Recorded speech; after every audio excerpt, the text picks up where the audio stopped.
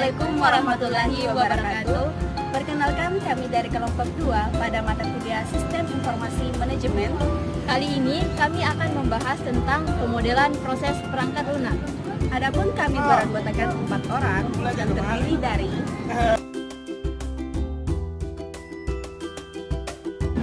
Perkenalkan, nama saya Faradilla dengan NIM 20300120074.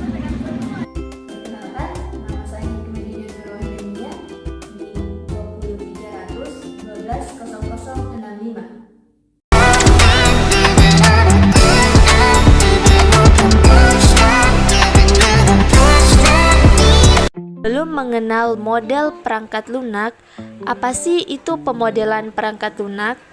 Jadi, pemodelan perangkat lunak adalah disiplin ilmu untuk mempelajari bentuk-bentuk pemodelan perangkat lunak yang digunakan sebagai bagian dari tahapan pengembangan perangkat lunak secara terstruktur dan berorientasi objek.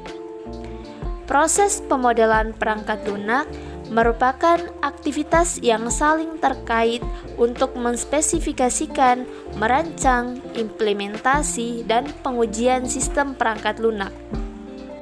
Model yang pertama, model waterfall atau model air terjun, adalah pendekatan klasik dalam pengembangan perangkat lunak yang menggambarkan metode pengembangan linear dan berurutan.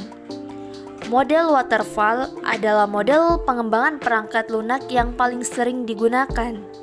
Model ini merupakan pendekatan secara sistematis dan berurutan. Disebut dengan waterfall karena tahapan demi tahapan yang dilalui harus menunggu selesainya tahap sebelumnya dan berjalan berurutan. Adapun tahapan-tahapan pada model air terjun. Yang pertama, rekayasa sistem perangkat lunak merupakan bagian dari sebuah sistem untuk mendapatkan gambaran yang meluas pada arah sistem. Yang kedua, analisis merupakan tahapan sistem perangkat lunak yang fokusnya lebih terarah ke perangkat lunak dan berusaha mengetahui aspek dengan melibatkan pemakaian dan pengembangan. Yang ketiga, perancangan merupakan tahapan sistem perangkat lunak yang membentuk representasi dan dapat dievaluasi kualitasnya sebelum tahap coding dilakukan. Yang keempat, pengembangan program merupakan rancangan yang mengarah ke dalam bentuk yang dapat dimengerti komputer. Yang kelima, pengujian merupakan tahap sistem perangkat lunak yang berfokus pada rincian logikal dari perangkat lunak, bertujuan mengungkapkan dan menghilangkan kesalahan-kesalahan yang ada sehingga perangkat lunak bekerja sesuai dengan yang diharapkan. Yang keenam, pemeliharaan merupakan kegiatan-kegiatan koreksi kesalahan dan penyesuaian perangkat lunak terhadap perubahan lingkungannya. Model perangkat lunak selanjutnya ada model prototype. Model ini merupakan suatu teknik untuk mengumpulkan informasi tertentu mengenai kebutuhan-kebutuhan informasi pengguna secara cepat. Prototype didefinisikan sebagai alat yang memberikan ide bagi pembuat maupun pemakai potensial tentang cara sistem berfungsi dalam bentuk lengkapnya, dan proses untuk menghasilkan sebuah prototype disebut prototyping. Nah, prototyping ini merupakan salah satu metode pengembangan perangkat lunak yang banyak digunakan. Pendekatan prototyping melewati 3 proses, yaitu pengumpulan kebutuhan, perancangan, dan evaluasi prototype. Pendekatan prototyping melewati 3 proses. Yang pertama, pengumpulan kebutuhan. Developer dan klien bertemu dan menentukan tujuan umum, kebutuhan yang diketahui, dan gambaran bagian-bagian yang akan dibutuhkan berikutnya. Yang kedua, perancangan. Perancangan dilakukan cepat dan rancangan mewakili semua aspek software yang diketahui dan rancangan ini menjadi dasar pembuatan prototipe. Yang ketiga, evaluasi prototipe. Klien mengevaluasi prototipe yang dibuat dan digunakan untuk memperjelas kebutuhan software. Perulangan ketiga proses ini terus-menerus berlangsung hingga semua kebutuhan terpenuhi. Adapun kelebihan model prototipe yaitu adanya komunikasi yang baik antara pengembang dan pelanggan. Pengembangan dapat bekerja lebih baik dan menentukan kebutuhan pelanggan. Lebih menghemat waktu dalam pengembangan sistem. Penerapan menjadi lebih mudah karena pemakai mengetahui apa yang diharapkannya. Pelanggan ikut dalam pengembangan sistem yang akan memudahkan pengembang mengetahui produk diharapkan pelanggan. Selain kelebihan, model prototipe juga memiliki kekurangan. Di antaranya, resiko tinggi, yaitu untuk masalah-masalah yang tidak terstruktur dengan baik, ada perubahan yang besar dari waktu ke waktu, dan adanya persyaratan data yang tidak menentu. Sistem harus menyediakan dialog online antara pelanggan dan komputer. Hubungan pelanggan dengan komputer yang disediakan mungkin tidak mencerminkan teknik perancangan yang baik. Kurang fleksibel jika terjadi perubahan, walaupun pemakai melihat berbagai perbaikan dari setiap versi prototipe, tetapi pemakai mungkin tidak menyadari bahwa versi tersebut dibuat tanpa memperhatikan kualitas dan pemeliharaan jangka panjang. Selanjutnya, model Agile Software Development.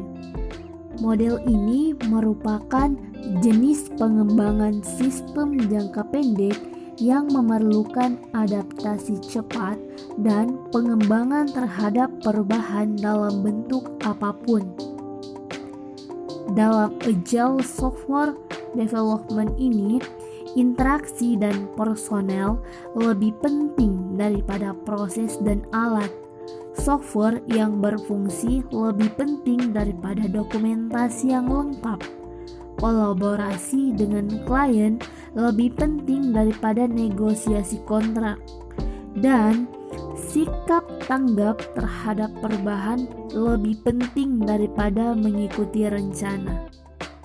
Sama seperti model proses yang lain, Agile Software Development ini memiliki kelebihan dan tidak cocok untuk semua jenis proyek, produk, orang, dan situasi. Adapun kelebihan dari model Agile Software Development, pertama, meningkatkan kepuasan kepada klien.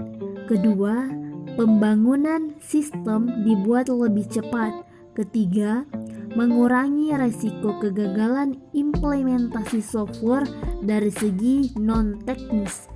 Keempat, jika pada saat pembangunan sistem terjadi kegagalan, kerugian dari segi materi relatif kecil. Selanjutnya, model yang kelima, yakni Rapid Application Development atau biasa disebut dengan RAD. RAD adalah sebuah strategi pengembangan sistem yang menekankan kecepatan pengembangan melalui keterlibatan pengguna yang ekstensif dalam konstruksi cepat, berulang, dan bertambah. Serangkaian prototipe bekerja sebuah sistem yang pada akhirnya berkembang ke dalam sistem final atau sebuah versi. Model pengembangan RAD memiliki 4 fase, yaitu fase perencanaan, syarat-syarat, fase perancangan, fase konstruksi, dan fase pelaksanaan. Extreme Programming merupakan pengembang rekayasa perangkat lunak yang sasaran dari metode ini adalah tim yang dibentuk dalam skala kecil sampai medium. serta metode ini juga dapat digunakan untuk pengembangan sistem dengan requirement yang tidak jelas maupun terjadi perubahan terhadap requirement yang sangat cepat. Extreme programming tidak hanya memfokuskan pada coding tetapi juga ke seluruh bagian area pengembangan perangkat lunak.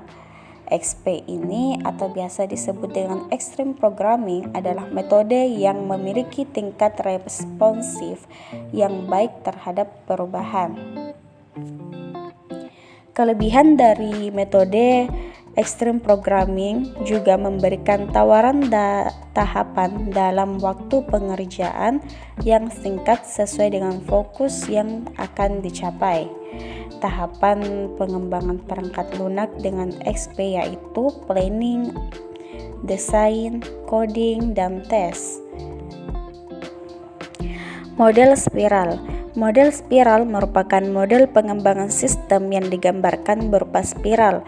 Model spiral ini tidak merepresentasikan rangkaian tahapan dengan penelusuran balik atau backtracking. Tidak ada fase-fase tahapan yang tetap seperti spesifikasi atau perencanaan. Model pengembangan perangkat lunak dengan metode spiral memiliki dua model yaitu prototyping dan waterfall. Model ini dikenal dengan sebutan spiral bohem. Representasi model ini berbentuk spiral di mana setiap pengulangan dinyatakan dengan suatu sikloid yang melingkari 4 aktivitas utama. Perbedaan utama model perangkat lunak lainnya dengan model spiral ini adalah penjelasan eksplisit mengenai resiko di tiap tahapan proses perangkat lunak yang dilalui atau Ian Sommerville. Pada model spiral, perangkat lunak dikembangkan dalam seri dari versi evolusioner. Dan yang terakhir, model Dynamic System Development Method. Dynamic System Development Method adalah metode pengembangan perangkat lunak di mana aplikasi yang dibangun berdasarkan kebutuhan dan komunikasi antara pengguna dan pengembang, atau pendekatan Agile Software Development yang menyediakan kerangka kerja untuk membangun dan memelihara sistem yang mengalami kendala waktu yang ketat melalui penggunaan prototipe tambahan dalam lingkungan proyek yang dikendalikan. Ada beberapa prinsip dalam metode DSDM, yaitu sebagai berikut. Yang pertama, keterlibatan pengguna secara aktif dalam proses perancangan dan pengembangan. Yang kedua, tim pengembang proyek diberi wewenang memberi keputusan. Yang ketiga, fokus pada sharingnya produk dihasilkan. Yang keempat, kesesuaian dari tujuan bisnis. Yang kelima, pengembangan secara increment dan iteratif. Yang keenam, persyaratan dan kebutuhan harus ditentukan sebelum proyek dimulai. Yang ketujuh, pengujian dilakukan pada kebutuhan siklus proyek. Dan yang kedelapan, pendekatan laboratif dan komparatif. Adapun kekurangan dan kelebihan dari Dynamic System Development Method. Yang pertama, mengenai kekurangan. Setiap iterasi bergantung pada prototipe sebelumnya. Menentukan skop dari suatu prototipe proyek tidak pernah selesai. Dokumentasi seringkali tidak lengkap, fokus pada pembuatan prototipe. Dan yang terakhir, isu-isu mengenai sistem backup dan recovery, sistem performance, and sistem security kurang atau tidak pernah diperhatikan dan sering terlupakan.